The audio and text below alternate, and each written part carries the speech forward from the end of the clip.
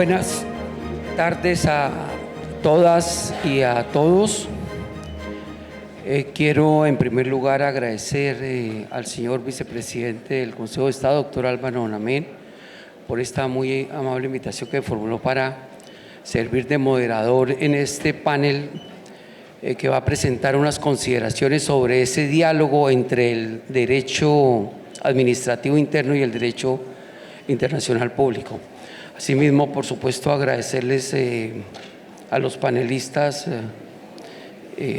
su presencia y lo mismo que a el amable público que nos acompaña esta tarde ya. En aras de la premura del tiempo vamos a tratar de ser lo más breve posible para presentar estas reflexiones. Y a manera de introducción quiero señalar que en efecto, como lo señalaba el profesor Gardini, la actual comunidad internacional está viviendo un fenómeno muy interesante que es el de la globalización del derecho.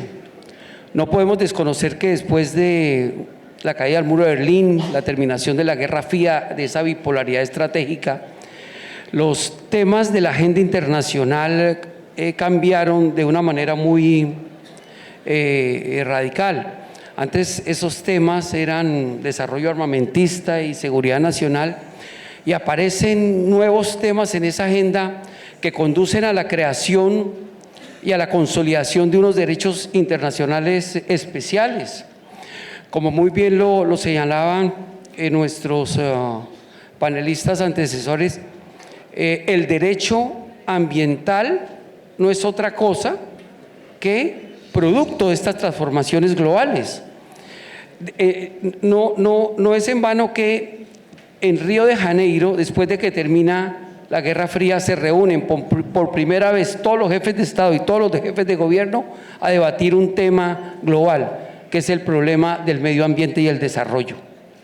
1992, y se produce la famosa declaración de Río de Janeiro sobre medio ambiente y desarrollo. Y 2 años después se reúnen en Marrakech, en 1994, para debatir otro tema global, el tema del comercio internacional.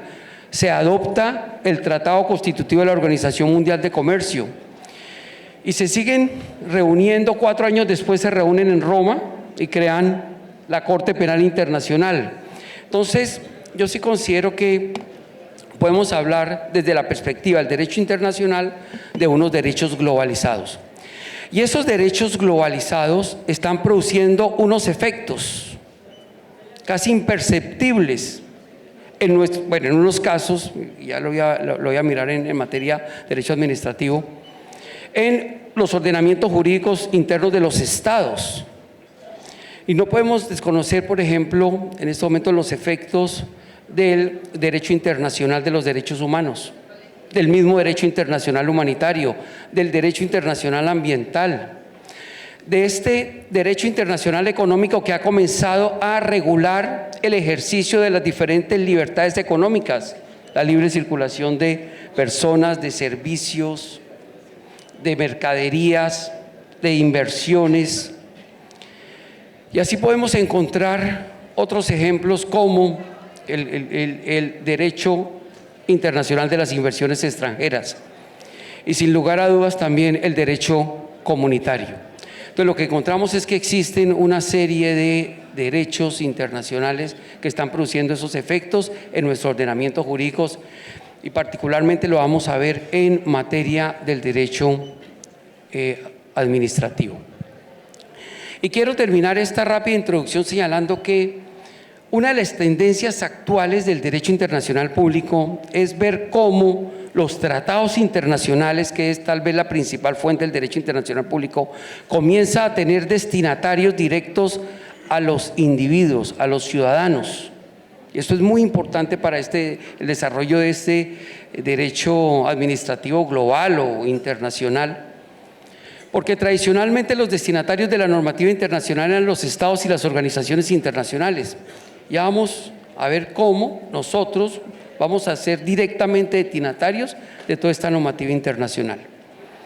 El fortalecimiento de igual manera de las organizaciones internacionales de cooperación, pero por sobre todo las organizaciones internacionales de integración, a las cuales los estados le transfieren competencias para que por conducto de unos órganos, de unas instituciones, ejerzan dichas competencias y adopten toda una serie de actos jurídicos unilaterales que van a producir efectos directos e inmediatos en los ordenamientos jurídicos internos de los estados. Y otro fenómeno que me parece bien interesante destacar es el de la jurisdiccionalización de las controversias internacionales, que ha dado lugar entonces pues a que se acuda a tribunales, a órganos jurisdiccionales permanentes o órganos jurisdiccionales ad hoc, como los tribunales arbitrales, para solucionar las controversias que se suceden en esta comunidad internacional. Y habiendo presentado estas consideraciones generales, debo decir que ese diálogo entre el derecho administrativo interno y el derecho internacional público se puede dar de diferentes maneras. Un diálogo que puede tener origen entre los estados y las organizaciones internacionales. De igual manera, un diálogo que puede tener origen en el derecho interno de los estados hacia el derecho internacional o desde el derecho internacional hacia el derecho interno. Y en razón a la materia, ese diálogo puede ser muy enriquecedor porque dependerá entonces de cada materia de derechos humanos, materia de inversiones, materia de libre circulación, de los diferentes factores económicos. Y es así entonces como le voy a pedir al doctor Antonio Aljure que nos presente unas reflexiones sobre si existe realmente un derecho administrativo global. Y en ese sentido, que nos presente una evolución histórica de cómo podemos considerar que estamos en los albores de ese derecho administrativo global, señalando, por supuesto, los objetivos, los principios, pero sobre todo una cosa bien importante que destacaba el profesor Gardini, si ese derecho administrativo global tiene o no carácter vinculante, si es hard law o soft law. Entonces, doctor Aljure, para que nos proporcione sus reflexiones sobre este tema. Muchas gracias, doctor Hernando. Un saludo especial a todos y a mis compañeros de panel. Para la pregunta que me plantea el doctor Hernando, voy a dividir la respuesta en dos partes. Una primera en que hay un diálogo entre el derecho internacional y el derecho administrativo, que es un diálogo casi que dualista y de separación. Y una segunda parte en que hay una aproximación hasta llegar a esa figura del derecho administrativo global que está en ciernes, pero sí quiero presentarles a todos ustedes. En la primera parte, pues para nadie es un secreto el mundo de la globalización y las interacciones que hay entre el derecho internacional y el derecho interno. Eso ya es algo que se da por sentado. Entonces, en esa primera parte, el derecho internacional y el derecho administrativo en ese diálogo dualista se ven de varias maneras. Una primera manera de verlos es la manera de la preeminencia o de la preferencia. Es aceptado en toda la jurisprudencia internacional desde el comienzo del derecho internacional la primacía del derecho internacional sobre el derecho interno.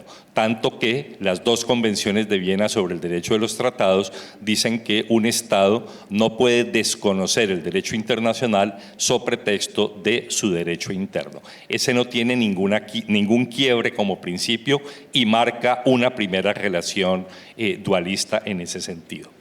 Una segunda relación en ese mismo mundo se da en la imputabilidad. ¿Qué significa esto? Que el derecho internacional considera que todos los actos de la administración pública, o más concretamente de un órgano público, son actos imputables al Estado. Y si ese acto imputable al Estado además viola una norma de derecho internacional, entonces habrá responsabilidad internacional del Estado. Y para esto es lo mismo una actuación de un alcalde, la actuación de un gobernador, del presidente de la República, un acto, una sentencia de una corte, en fin, un acto que provenga de un órgano de Estado imputa al Estado y si además viola una obligación de derecho internacional, entonces habrá responsabilidad del Estado. Hay otro tipo de relación, una tercera sobre la que pasaré muy rápidamente, que es la que se llama o que proviene de las denominadas umbrella clause o cláusulas paraguas, en las cuales en un tratado internacional de inversión un Estado dice: me obligo a garantizar las obligaciones que se adquieran en desarrollo de la inversión. Y entonces la doctrina se pregunta si un contrato que tenga el inversionista con el Estado, al ser incumplido, pasa a ser automáticamente una obligación de derecho internacional y que además significaría la violación del derecho internacional. Este es un debate muy agudo hoy día sobre el alcance de las umbrella clause o de las cláusulas paraguas. Y hay una última relación que fue definida magistralmente por el profesor Ancilotti en su curso de Derecho Internacional, y es el de la recepción del derecho administrativo en el derecho internacional y del derecho internacional en el derecho administrativo. Así, por ejemplo, un tratado internacional puede estar regulado por una norma de derecho interno en una recepción material. Por ejemplo, un contrato de empréstito, que es un tratado internacional entre dos estados, puede decir: estoy regido por el Estatuto Financiero de la Ciudad de Nueva York. Entonces, el Estatuto de la Ciudad de Nueva York regula ese tratado, pero ese tratado sigue enraizado en el derecho internacional público. Y a la inversa, un contrato de Estado, por ejemplo, entre el Estado, un contrato de obra pública, grandes contratos de obra pública en Europa, por ejemplo, pueden estar regulados por el derecho internacional sin que el contrato se salga del ámbito del derecho interno. Entonces, todas estas relaciones pues son muy importantes, pero marcaban una relación casi que dualista entre el derecho internacional y el derecho interno administrativo. En la segunda parte vamos a ver entonces esa evolución a la que alude el doctor Hernando para llegar a esta figura que, como les digo, se ha planteado en doctrina, pero que hoy día no tiene aceptación universal. Le falta, diría uno, que mucho para ello, pero allí está. En una primera etapa de esa evolución, la doctrina habla de derecho administrativo internacional. Y aquí el cruce de las palabras es importante, porque hay derecho administrativo internacional, pero la segunda etapa es derecho internacional administrativo, como pasa con el derecho penal. Derecho penal internacional es nuestro código que regula asuntos internacionales, y derecho internacional penal puede ser Estatuto de Roma. Lo mismo pasa con el derecho administrativo. En una primera etapa que es derivada tal vez del nacimiento del Estado moderno y que se sitúa en los tratados de Westfalia de 1648, en que se consagró el principio de las autonomías, el principio de la soberanía total, el principio de la territorialidad, el principio de que el príncipe puede imponer la religión en su propio territorio, el principio de la no injerencia en los asuntos internos de otro Estado. En esa primera etapa, el derecho administrativo tiene un papel muy secundario en los aspectos internacionales, o más que secundario, se mete solamente en lo estrictamente necesario. Por ejemplo, el derecho administrativo responde a la pregunta: estos extranjeros que están en Colombia, ¿qué derechos tienen y qué derechos no tienen? O dice cómo ingresa, permanece y sale un extranjero del país. En el derecho internacional público, en el diálogo con el derecho administrativo le dice a sus cónsules en el extranjero: mire, su función notarial, registral, judicial y de asistencia colombiana, hágala de esta y esta manera sin tocar la soberanía del otro Estado. Lo mismo para los diplomáticos que tienen la verdadera representación del Estado, en que el derecho administrativo le dice: obtenga toda la información para Colombia, pero cuidado con injerirse en los asuntos internos de otro Estado.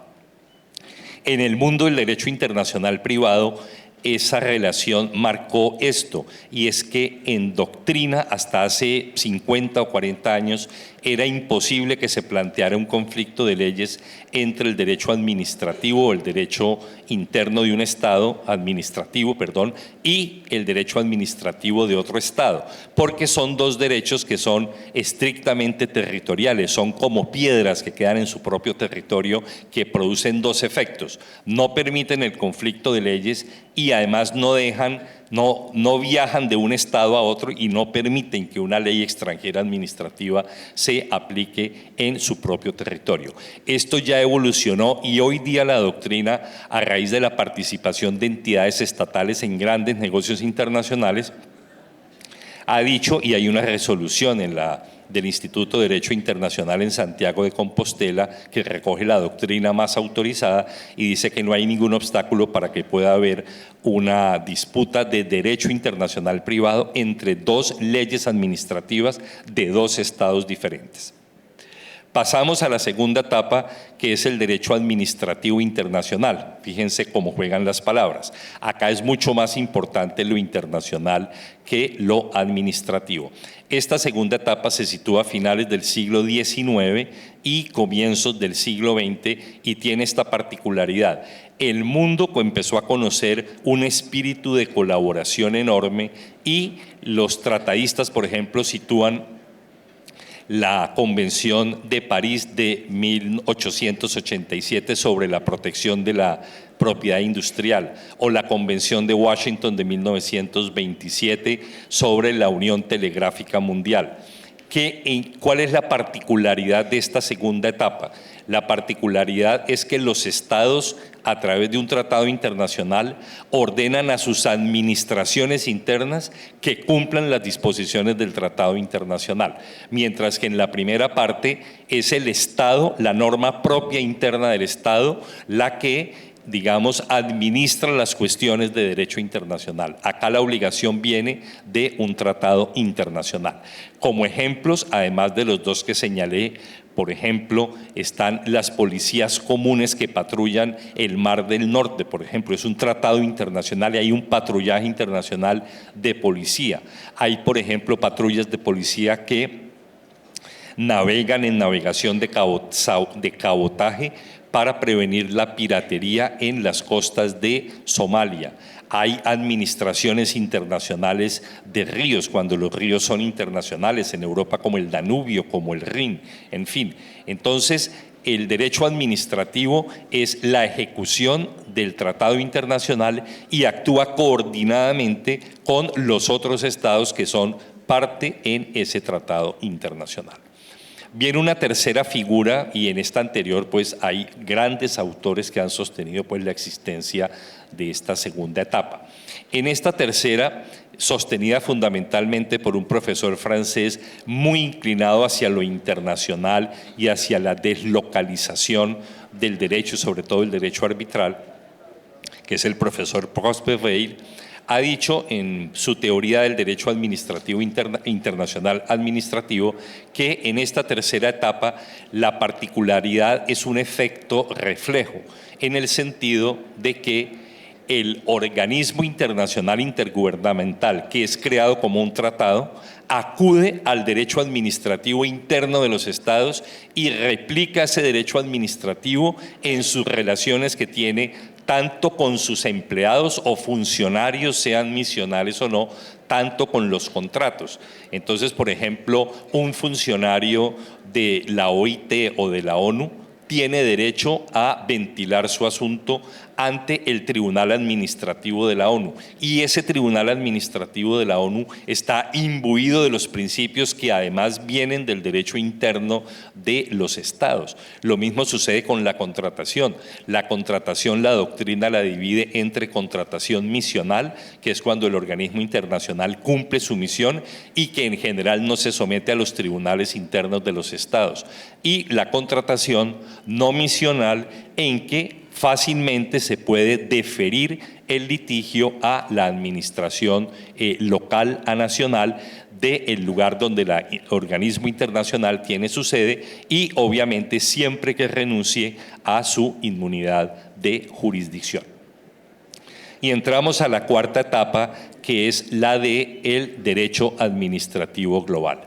Esta cuarta etapa está marcada por, y hay que decirlo concretamente, por un artículo que publicó el profesor Benedict Kingsbury en Nueva York, más o menos en los años, comienzos de este siglo XXI, creo que es del año 2008, y se llama La emergencia de un derecho administrativo global.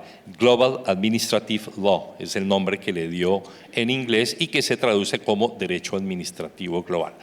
En el artículo, el profesor Kingsbury, con otros dos profesores de la Universidad de Nueva York, NYU, sostiene que existe un derecho administrativo global que ya tiene unas partes que están consolidadas y otras por consolidar. Y la define, palabra más, palabra menos, como el conjunto de normas, procedimientos y arreglos que expiden organismos internacionales u organismos de la administración global con el propósito de aplicarse a particulares, pero con la característica de que esas decisiones sean transparentes, tengan accountability, es decir, rendir cuentas ante el propio administrado o ante la propia nación, debido proceso, un recurso eficaz y transparencia. Y a partir de esa definición, elabora en el artículo 5 escenarios de existencia de ese nuevo derecho administrativo global y los determinó específicamente y dio ejemplos de cada uno de ellos. El primer escenario de actuación de ese derecho administrativo global es lo que él llama, con sus propias palabras, el propio de los organismos internacionales formales. Entonces, es la actuación del propio organismo internacional, pero cuando uno pregunta ¿y en qué incide en la propia persona?, entonces trae a colación este ejemplo. El Consejo de Seguridad de la ONU, por ejemplo, toma medidas contra el terrorismo internacional y en esa medida puede haber una resolución del Consejo de Seguridad por la cual se castiga a una persona, un particular, un nacional de una persona. Ese nacional de esa persona, dice él, tiene derecho a que se le dé el mismo tratamiento que podría tener por el derecho administrativo interno. Y da el ejemplo de que el Consejo de Seguridad tomó nota de la dureza que podía tener esa medida sin que la persona pudiera reaccionar de ninguna manera, de tal forma que instituyó en una propia resolución la creación de un ombudsman que hace a la manera de mediación entre la Organización de Naciones Unidas y la persona afectada con la medida para poder ventilar su caso y para ver si ha habido un error de tal forma que permita sacar a la persona de ese problema. Eso sucedió, por ejemplo, con 3 somalíes con nacionalidad sueca a los que les denegaron la salida de una lista de terroristas y el Tribunal Europeo de Derechos, el Tribunal de la Comunidad Europea no accedió a la solicitud de estos suecos de origen somalí, pero el Consejo de Seguridad reaccionó y digamos, creó ese ambiente que, dice Kingsbury, se debe a esa nueva influencia, ese nuevo aire fresco del derecho administrativo global. Esto se ve también, por ejemplo, en el alto comisionado para los refugiados. Él toma decisiones que afectan directamente a personas. Esa persona trabaja para la ONU, pero parado en el Líbano o en Siria, dice usted es refugiado, usted no es refugiado, y esa persona se le ha dado una oportunidad de poder controvertir o ventilar su caso ante el alto comisionado y decirle si soy y no soy, por qué razón. Es un rompimiento, digamos, de esa primera dureza. El segundo escenario es el de los acuerdos de coordinación. En los acuerdos de coordinación, Kingsbury dice y trae como ejemplo que hay no creación de un nuevo organismo internacional, pero la propia sociedad internacional emite esas normas que tienen en cuenta ese derecho administrativo global y pone como ejemplo el Comité de Basilea. En el Comité de Basilea se juntan los directores de los bancos centrales de las economías más importantes y dictan unas políticas económicas que no son obligatorias jurídicamente, pero por el prestigio y la importancia de quien las emite, entonces en general son seguidas por la comunidad en el mundo. El tercer escenario es el de la administración asignada y es el hecho de que el tratado internacional distribuya funciones entre diferentes estados y ellos tengan que actuar de una manera organizada. El ejemplo típico de esto es el protocolo de Kioto o, por ejemplo, las reglas que dicta la Organización Mundial del Comercio sobre cómo tratar a un importador o a un exportador, por un caso famoso que hubo con Estados Unidos en que no le dio derecho a un importador a Estados Unidos de camarones y de tortugas y le quitó la licencia. Entonces la Organización Mundial del Comercio le dijo a Estados Unidos, usted tiene que permitir que él presente su caso. Y esa recomendación de la OMC se propagó y hoy día hace especie de un derecho internacional reglamentario en ese sentido. El cuarto, él lo llama la relación híbrida entre lo público y lo privado y se refiere ahora a organismos que se crean pero que no tienen ningún carácter oficial, pero que tienen una gran incidencia en la vida de todas las personas. Por ejemplo, la Comisión del Códex Alimentario, que en este caso, sí proviene de la Organización Mundial de la Salud, pero tiene tan alta participación de ONG en materia de instrucciones y recomendaciones sobre cuándo un alimento es sano, no es sano, los efectos colaterales que puede tener, en fin. Por ejemplo, el Internet Protocol y el ICANN, que manejan los nombres de dominio y las direcciones de dominio, que son instrumentos privados, pero que tienen una amplísima aceptación universal. Y por último, los órganos puramente privados en los que él pone, por ejemplo, el Fair Labor Association, que tiene que ver con toda la fabricación de ropa deportiva. Y esa organización que es privada es prácticamente seguida en todas sus recomendaciones por una organización que no tiene absolutamente nada de oficial. Lo mismo la agencia antidopaje, por ejemplo, que deriva su prestigio del prestigio mismo que tiene, pero no deriva de ningún acto oficial. Lo mismo que el Tribunal Administrativo del Deporte.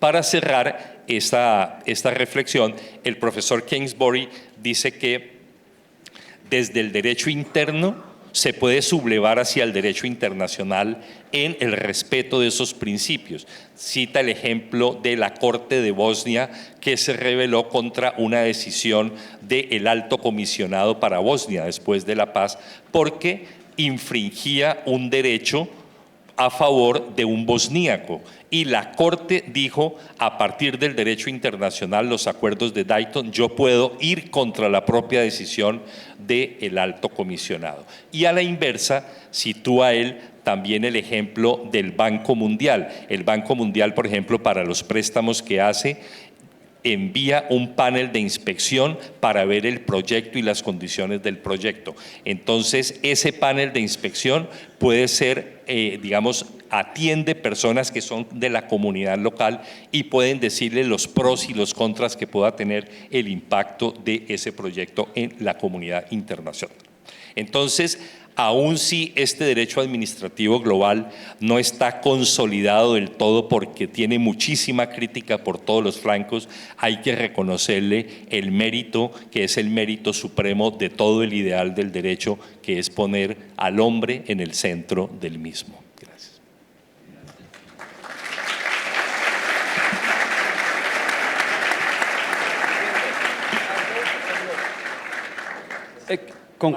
Soft law. Me inclino más. Tiene de las dos, pero yo creo que en proporción más. Concluyendo, ¿hard law o soft law? Más soft law que hard law. Ok, muchas gracias, Toño. Bueno,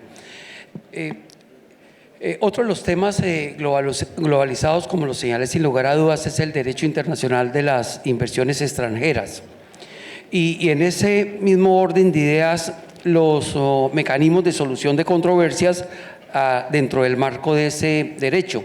Y eso nos conduce entonces a hacer una rápida presentación sobre la forma como los estados, como el nuestro, vienen celebrando adoptando y ratificando una serie de tratados internacionales que tienen por objeto la promoción y la protección recíproca de inversiones, pero también por el otro lado una serie de tratados internacionales que tienen por objeto el establecimiento de zonas de libre comercio en los cuales se pactan capítulos de inversión. Y en esos capítulos de inversión se ha acordado que en el caso en que se presente una disputa entre un inversor extranjero y un Estado receptor de inversión, se acude al Centro Internacional para Arreglo de Diferencias en Materia de Inversión, CIADI, que fue creado por virtud de la Convención de Washington de 1945. Y esta es otra de las formas como este derecho internacional especial pues va a producir efectos sobre nuestro ordenamiento jurídico y en particular sobre el derecho administrativo.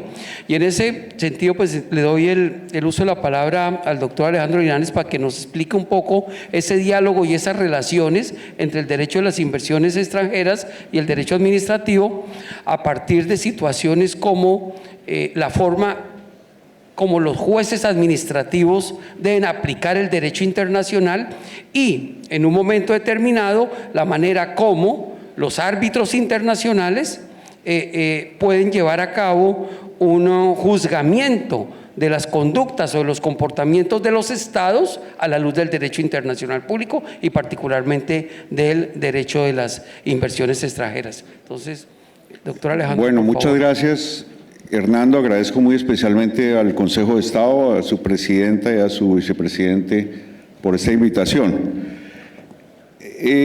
Ya Antonio nos dio una clase de Derecho Administrativo Global muy interesante.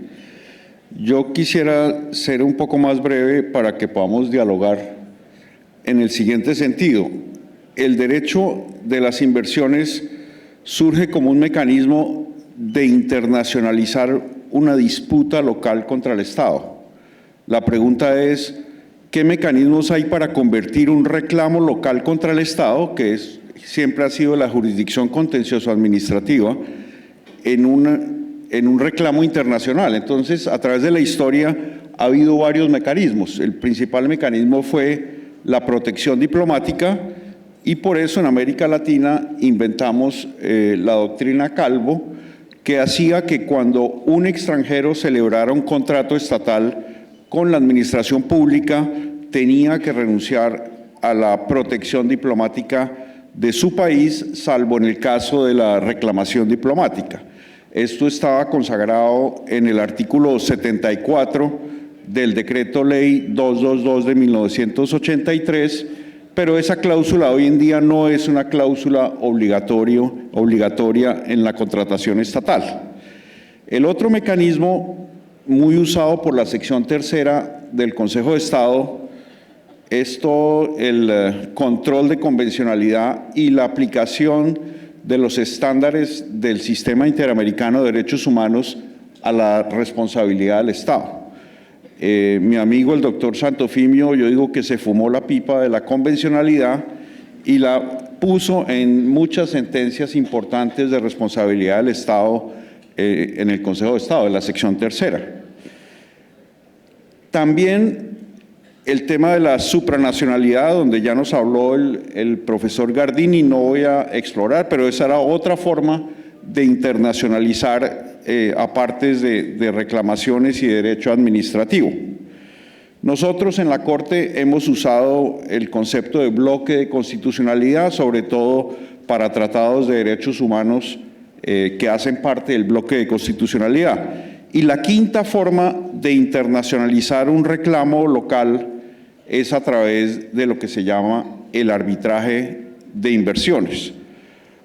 Como señalaba Antonio, el arbitraje, o tal vez Hernando, el arbitraje de inversiones es una estipulación entre dos estados que favorecen a un particular. En otras palabras, en un tratado bilateral o multilateral, dependiendo, se le da a un particular la posibilidad de demandar a uno de los dos estados por responsabilidad del Estado. Esto parecía, hace un tiempo parecía ser algo muy moderno, pero nosotros ya hemos empezado a tener este problema con algunos fallos. En particular, recientemente salió el fallo que pronunció un tribunal del CIADI en contra de la República de Colombia por una actuación de la Contraloría General de la República. Y entonces uno se pregunta, bueno, pero ¿qué es el arbitraje internacional de inversión? Mi respuesta es: el arbitraje internacional de inversiones es juzgar la conducta de un Estado, su conducta tanto de gestión, pero más importante, su conducta como Estado, o sea, sus actos de imperio, con estándares internacionales por un tribunal internacional de inversión que no es especializado, es un tribunal ad hoc que resuelve una disputa. Y la pregunta es, bueno, nosotros como árbitros internacionales, ¿qué tipo de estándares vamos a utilizar? La teoría, desde la doctrina Calvo, era que cuando se juzgaba a un Estado se debía aplicar la ley colombiana y a través de jueces colombianos, pero a través del arbitraje de inversión, a través de un tratado, se permite que 3 árbitros internacionales juzguen la conducta del Estado. Si eso no es derecho administrativo, entonces, doctor Aljure, será derecho internacional administrativo, pero una de las grandes cuestiones es cuál es la esencia que hace un árbitro internacional de inversión. Juzga la conducta de un Estado para ver si genera o no genera responsabilidad internacional. Adicionalmente, ese juez no es un juez especializado como lo es la jurisdicción de lo contencioso administrativo, es un juez que generalmente es un árbitro que tiene una experiencia internacional muy grande, pero que no está familiarizado con el derecho administrativo local. La pregunta es, ¿bajo qué estándares se juzga? Se juzga según los tratados, bajo el derecho internacional, y según la Convención del CIADE dice que se aplicará de preferencia la legislación local y las normas internacionales que fueren aplicables. Hoy en día la mayor parte de los tribunales, y si uno se lee el laudo reciente de Glencore, se da cuenta que el estándar bajo el cual se juzga la conducta del Estado es el derecho internacional público, no es el derecho administrativo global, ni es el derecho administrativo interno. Recientemente, pues hemos tenido algunos conflictos que son públicos, por ejemplo, el de Electricaribe, los que tienen Movistar y Claro, los que hay en relación con el páramo de Santurbán por decisiones judiciales, el que existe actualmente por una decisión judicial de la Corte Constitucional en el caso de Marmato, y en fin, como decía Antonio, no solo son actuaciones de la rama ejecutiva del poder público, pueden ser actuaciones de la Contraloría, como en el caso de Glencore, pueden ser actuaciones de la Corte Constitucional, como en el caso del páramo de Santurbán, o del caso de Marmato, o el caso de Movistar y Claro por la reversión de la telefonía celular. Entonces, cuando uno empieza a ver esta globalización, pues realmente se preocupa de que tenemos que conocer un poco más esos estándares internacionales bajo los cuales se está juzgando la conducta de un Estado. Yo dejaría ahí por ahora con un mensaje para mis amigos de la sección tercera del Consejo de Estado. La ley 1563, que es la ley de arbitraje, en el artículo 68 les dio una competencia muy importante que hasta ahora, hasta donde entiendo, no ha sido utilizada, y es que ellos conocen del reconocimiento y ejecución de laudos internacionales. Si son laudos que se producen bajo la égida del CIADI, sencillamente esa sección tendría que conocer de un ejecutivo de un laudo internacional que se cobre ejecutivamente a través de la jurisdicción contenciosa.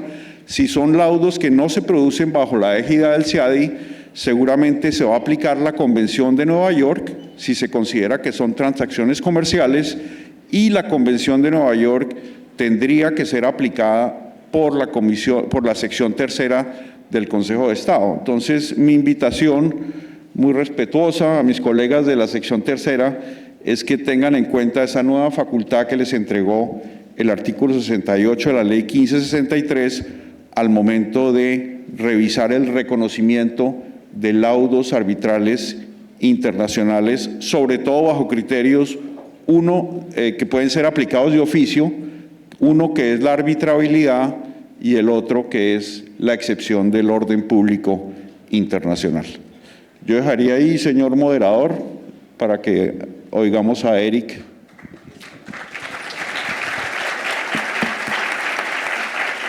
Muchas gracias, Alejandro. En efecto, el artículo 42 de la Convención de Washington permite que se acuerde o bien en los tratados internacionales o en los contratos de Estado, que son los que contienen esta clase de relaciones entre Estados e inversores extranjeros, cuál es el derecho aplicable para la solución de las controversias por parte de los tribunales arbitrales, que esa es una gran ventaja de ese artículo 42 de la Convención de Washington. Siguiendo con nuestras reflexiones sobre ese diálogo entre el derecho administrativo interno y el derecho internacional, vamos a hacer específica referencia al diálogo que se tiene con el derecho comunitario, entendido el derecho comunitario como un derecho internacional especial de las organizaciones internacionales de integración, organizaciones a las cuales, como lo señalaba anteriormente, el Estado o los Estados transfieren competencias para que una serie de órganos e instituciones las ejerzan de manera autónoma, de manera independiente. Todo ello ha dado lugar a la construcción de un ordenamiento jurídico internacional que es diferente al ordenamiento jurídico internacional general y a los ordenamientos jurídicos internos de los Estados. Entonces, las inquietudes, doctor Eric, son las que tienen que ver con la manera como se presenta ese diálogo, sobre todo a partir de una serie de principios que se aplican en el derecho comunitario, como es el de primacía, el del efecto y aplicación directas, porque muchos de estos actos no requieren actos de transposición, por un lado, y por el otro, si realmente existe un verdadero derecho administrativo comunitario, que uno muchas veces lo puede encontrar en ciertas materias. Entonces, por favor, tiene el uso de la palabra, doctor Eric. Muchas gracias, doctor Hernando. Muchas gracias al doctor Namén, a la vicepresidencia del Consejo de Estado por la oportunidad, por la organización de este foro, a ustedes por la paciencia. Ya casi estamos excedidos en horas y tienen hambre, y yo entonces voy a ser muy breve, además porque solo tengo dos propósitos. Uno, provocar al doctor Linares y de alguna manera irnos a almorzar pronto porque estoy muerto de frío, no sé si ustedes, pero el aire es absolutamente fuerte.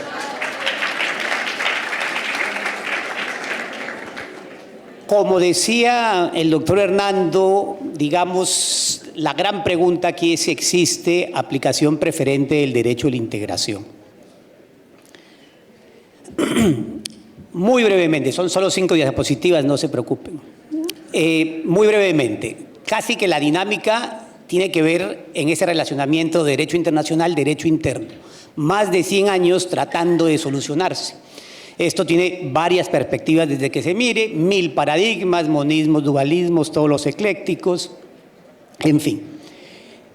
¿Cuál es la naturaleza fundamental del derecho internacional? Pues que tiene que ser supraestatal, y es más o menos lo que nos contaba el doctor Antonio, y eso puede reñir con la capacidad reguladora del Estado, ¿no? Particularmente de la Constitución del Estado. En los ordenamientos internos, todo, fuentes, jerarquía, legitimación, derivan de la Constitución. En el derecho internacional ya la cosa cambia. Primero, se necesita que los Estados tengan un consentimiento jurídico previo entre sujetos que además están rigiendo por órdenes jurídicos distintos sin que nadie los coordine. Por otro lado, también están supeditados a unas formas específicas de creación de obligaciones internacionales. Y esto explica por cómo se crean, cómo se modifican y cómo se extinguen esas obligaciones. Y esto ya nos empieza a generar problemas en ese relacionamiento. Por otro lado, una de las formas de creación de obligaciones internacionales, y cada vez me voy metiendo más en el tema, son aquellas organizaciones internacionales a los que se les ha concedido un altísimo grado de autonomía, al punto que sus órganos pueden producir derecho. Y ese derecho no solo es obligatorio para los estados, sino muchas veces para los particulares. Y entonces cada vez nos estamos metiendo más a la inquietud si hay un derecho administrativo en la integración. Bien, obviamente estas organizaciones internacionales llegan a tener ese tipo de competencias gracias a la cesión que han hecho los estados. Y la primacía termina siendo también una posibilidad en casi todos los órdenes jurídicos internacionales, o generales o regionales, siempre y cuando mejoren las condiciones de los individuos. Desde esa perspectiva, la gran pregunta es, para hablar de primacía, ¿necesita o no necesita un anclaje constitucional que le dé legitimidad a la cesión de competencias? Y por el otro lado, si esa cesión de competencias está prevista en la Constitución, ¿no? Bien. Metiéndonos entonces ya en la discusión puntual de integración y constitución. ¿Es realmente una relación conflictiva?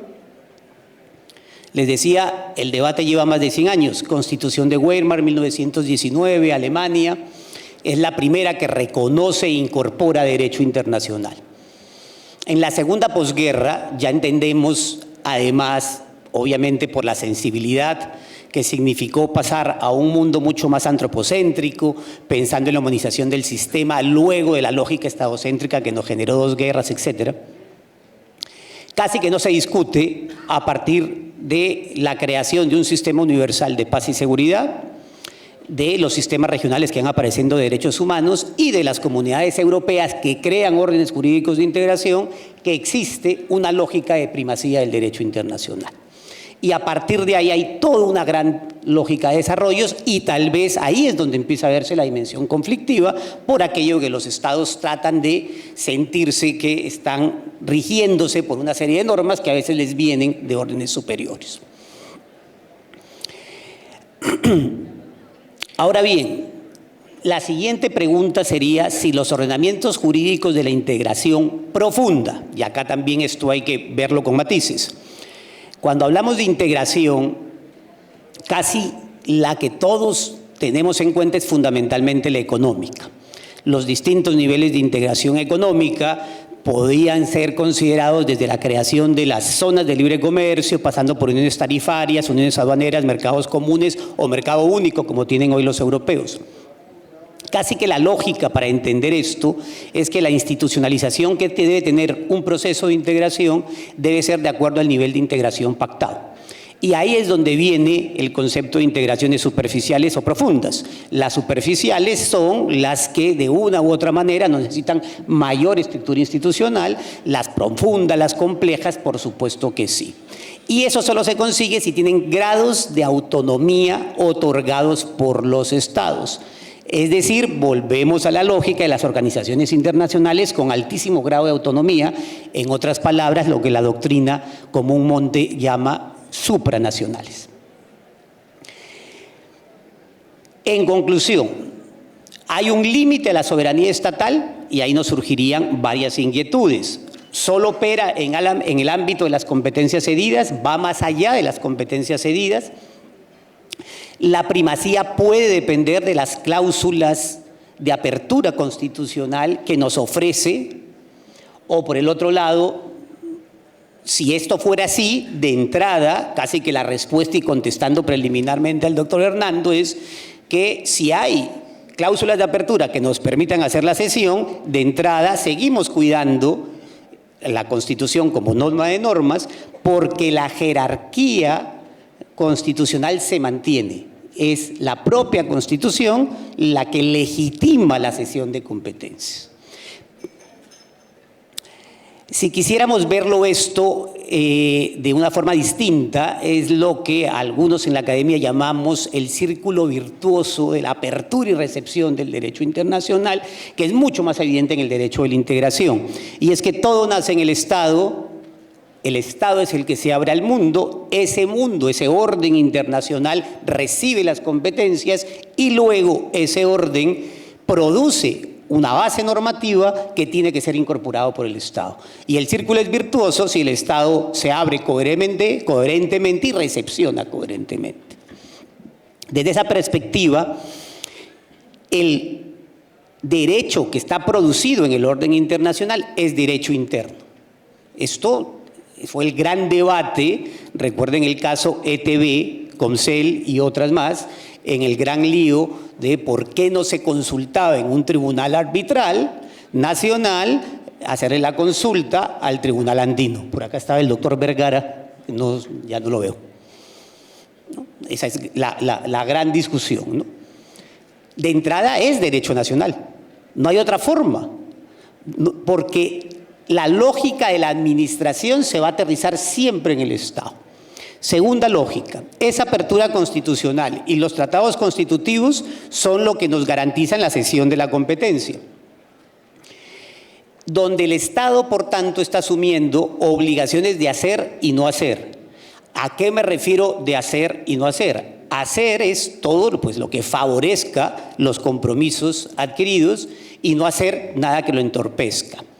¿Hasta qué punto todos los compromisos que empezaron a gestarse con las comunidades europeas, hoy la Unión Europea, tuvieron que ser revisados los compromisos previos que tenían los estados con terceros porque el proceso estaba blindado?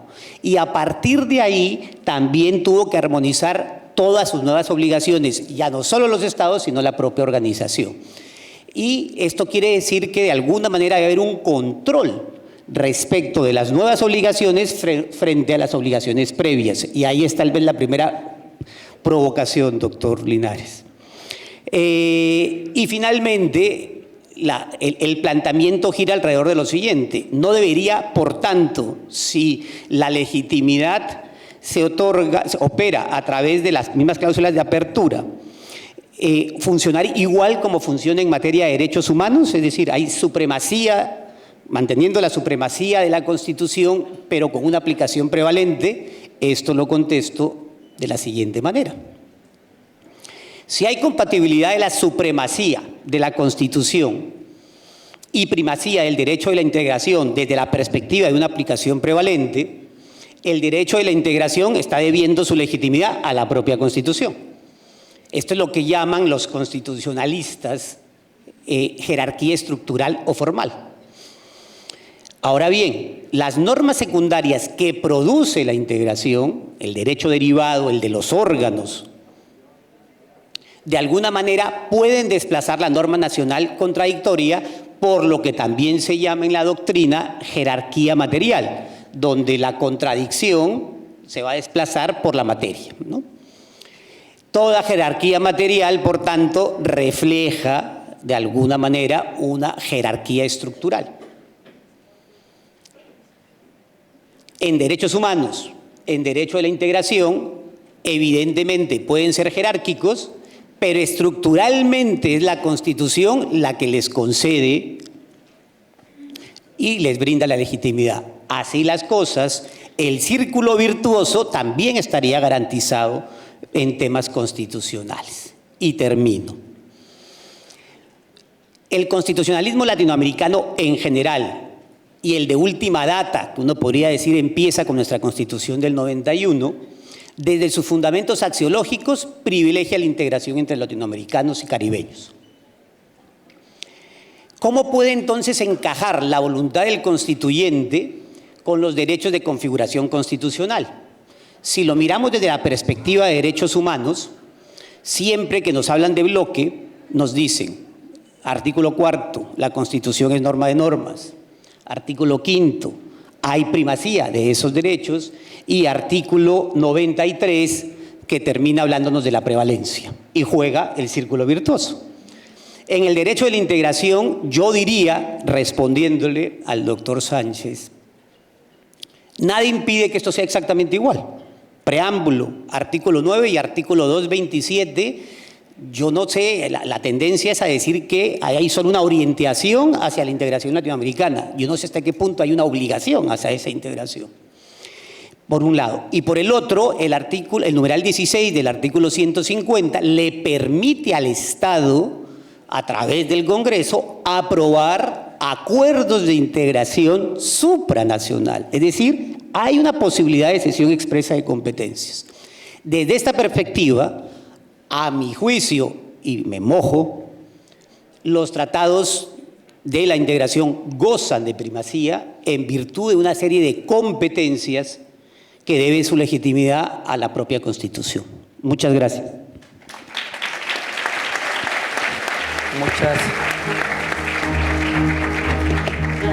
Muchas gracias, doctor Eric. Y yo complementaré muy respetuosamente con lo que dispone el artículo 9 de la Constitución, sobre el cual se ha fundado el monismo internacionalista a partir de los desarrollos jurisprudenciales de la Corte Constitucional, que el Estado colombiano, en sus relaciones internacionales, reconoce y acepta una serie de principios del derecho internacional, y dentro de estos principios, por supuesto, están los del derecho comunitario.